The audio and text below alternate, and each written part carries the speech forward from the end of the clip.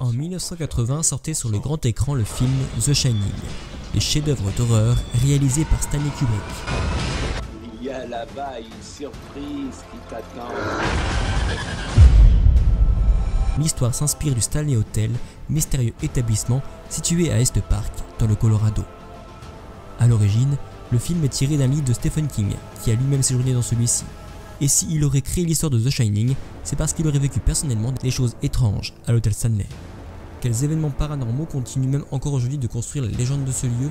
Découvrez l'inquiétant et mystérieux Stanley Hotel, l'un des lieux les plus hantés d'Amérique.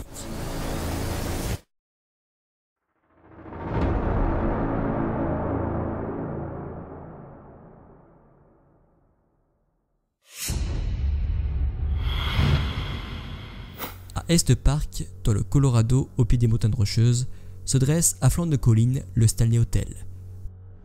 Construit en 1909 par Freeland Oscar Stanley, homme riche qui décida de faire construire cette énorme bâtisse, aujourd'hui devenu mythique grâce à Shining, le terrifiant film culte de Stanley Kubrick. Phénomène mondial à sa sortie en 1980, il terrifia des millions de spectateurs dans les salles obscures. L'histoire raconte un père de famille du nom de Jack Torrance qui va être embauché en tant que gardien dans un hôtel perdu dans le Colorado, l'Overlook, où étant écrivain, il espère surmonter enfin sa panne d'inspiration. Jack va peu à peu sombrer dans la folie et lui et toute sa famille vont alors assister à de nombreux événements paranormaux. Celui qui va contribuer à la renommée du Stanley Hotel est Stephen King, où le film s'inspire de son roman sorti en 1977, où l'écrivain affirme avoir écrit ce livre après avoir séjourné dans l'hôtel. En effet, le 28 octobre 1974, le célèbre écrivain se présente avec son épouse à la porte du Stanley Hotel. Et Stephen King raconte avoir vécu l'une des pires nuits de toute sa vie au cœur de cette bâtisse. Et aucun doute pour lui, le Stanley Hotel est hanté. À son arrivée, Stephen King et son épouse sont accueillis par le couple Normally, qui sont les 7e propriétaires de cet hôtel. Et en octobre 1974, ils terminent leur toute première saison. Cette nuit-là, Stephen King va loger avec son épouse dans la chambre 217. Et ce séjour va le marquer à vie. La saison se terminant le lendemain, ils sont alors les seuls clients de l'hôtel. Et Stephen King raconte qu'après avoir déposé leur bagage dans la chambre, ils s'absentent 45 minutes, le temps de boire un verre dans le mythique bar de l'hôtel. Lorsqu'ils reviennent 45 minutes plus tard, leurs affaires ont été placées et rangées. Stephen King et son épouse ainsi que les propriétaires ne comprennent pas ce qui se passe. Les Normally sont propriétaires seulement depuis 1 an, mais ce ne serait pas la première fois que cela arrive. Au fil de la nuit, Stephen King va ressentir un sentiment étrange et un climat très anxiogène dans l'hôtel. Il raconte avoir été observé toute la nuit, entendre des bruits étranges et sentir un sentiment d'oppression constant. Pendant le peu de temps que Stephen King réussit à s'endormir, il va faire le pire cauchemar de sa vie, où il voit son fils de 3 ans courir dans les couloirs du Stanley Hotel et regardant au-dessus de son épaule les yeux écarquillés, hurlant de peur, suivi par une lance à incendie. Grâce à cet événement étrange, il va alors être inspiré pour écrire son roman Shining. L'expérience de Stephen King va pousser les propriétaires à faire des recherches sur l'histoire du Stanley Hotel, et ce qu'ils vont découvrir fait froid dans le dos. Les Normally vont alors prêter une attention toute particulière aux événements ressentis précédemment par Stephen King, et vont tenter d'en savoir un peu plus, et vont découvrir que cette chambre garde un sombre passé. On raconte que la chambre 217 serait hantée par une femme du nom de Elizabeth Wilson, une des domestiques de l'hôtel, qui aurait vécu une tragédie.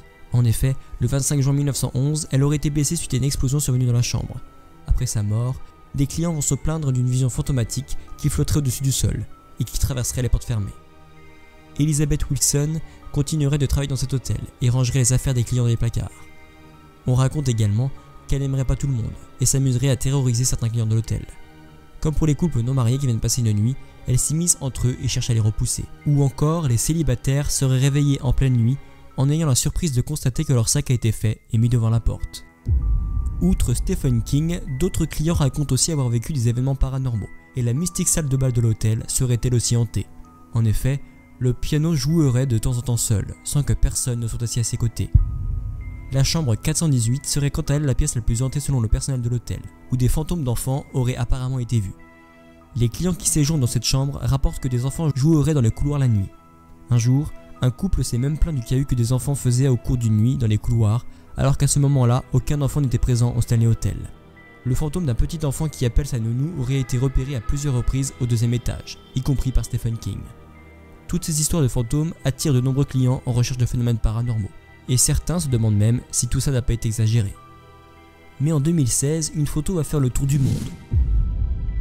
En effet, le 18 avril 2016, Henriot, touriste américain, participe à un ghost tour organisé par la direction de l'hôtel et décide de prendre plusieurs photos au Stanley Hotel. Sur le moment, Henriot ne se rend compte de rien, mais en rentrant chez lui et en regardant ses photos, il va se rendre compte que sur l'une d'entre elles apparaît une silhouette pour le moins étrange. On peut la voir habillée d'une robe noire dont le visage est caché et se tient debout en haut de l'escalier principal. Cette photo a été expertisée et a révélé qu'aucun trucage ne fut effectué sur celle-ci.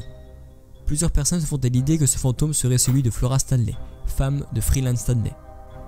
Alors que l'étrange photo de Henriot semble prouver l'existence de fantômes rôdant dans les couloirs du Stanley Hotel, en 2017 un autre cliché va révéler lui aussi une mystérieuse apparition. Mais à ce jour, personne n'a pu prouver s'il s'agit là d'un canular. Quoi qu'il en soit, mythe, légende ou réalité, le Stanley Hotel n'est pas prêt à nous livrer ses secrets, et reste encore aujourd'hui considéré comme l'un des hôtels les plus mystérieux d'Amérique.